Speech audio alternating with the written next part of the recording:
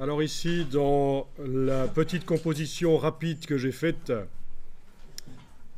qui a plein de défauts, hein, on est d'accord, hein, j'ai utilisé deux polices de caractère. Vous voyez, une police à empattement, mais ça vous avez entendu parler, je suppose. Donc une police sérif et une police sans empattement, c'est une police bâton ou une police sans sérif. Donc c'est permis, vous pouvez utiliser, mais pour des paragraphes qui sont bien différents les uns des autres.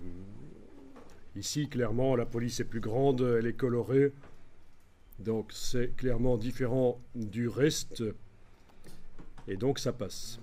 Le reste, le texte qu'on rencontre le plus souvent dans le document est en police à empattement, donc des polices sérifs.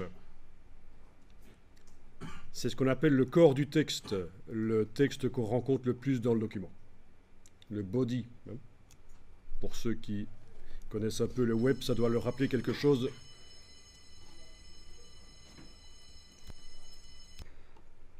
Bon, ce qui serait bien, puisque vous ne connaissez pas encore trop les polices de caractère, c'est de vous renseigner d'une manière ou d'une autre.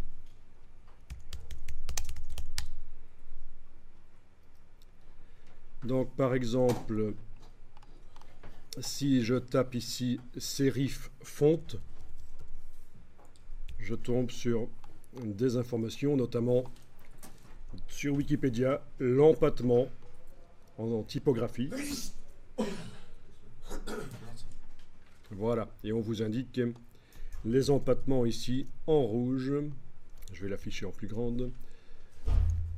C'est raté, c'est pas plus grand. Voilà, ça va aller mieux comme ça. Donc les empattements, ce qu'on appelle les sérifs.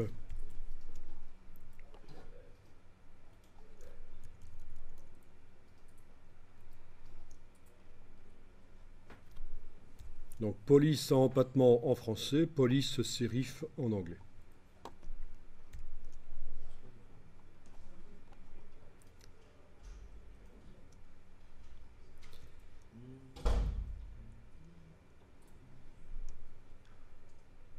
Et puis, vous avez l'autre grande famille de police, c'est les caractères bâtons. Voilà.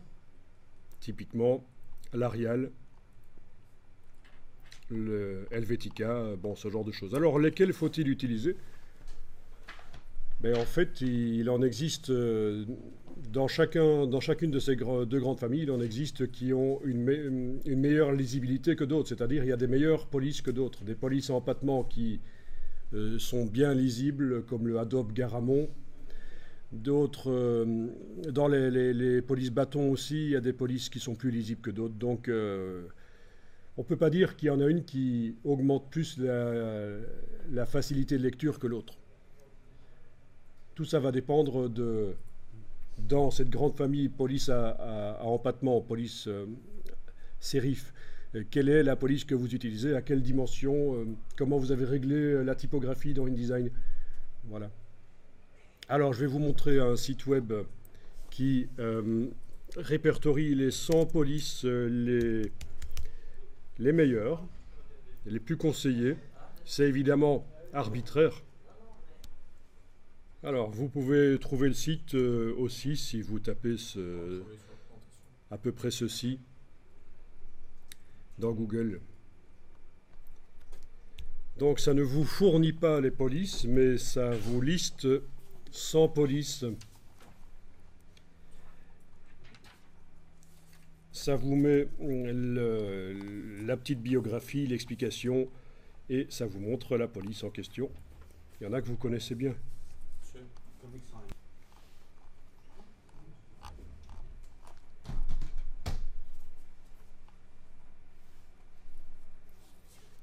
Donc je vous laisse découvrir ça.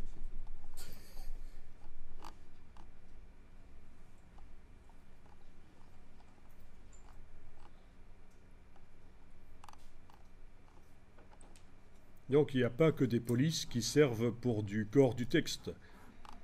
Il y a certaines polices qui ne peuvent servir que pour du titre.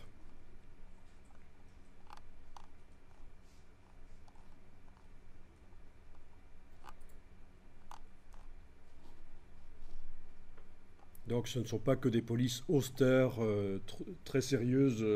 Il y a des polices quand même un peu fantaisie dedans. Et c'est ça qui est intéressant, c'est que les polices fantasy qui sont présentées sont réputées être de qualité dans le monde du graphisme, dans le monde des typographes.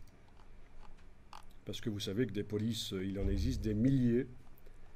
Vous connaissez tous, je suppose, un site comme Dafonte. Voilà.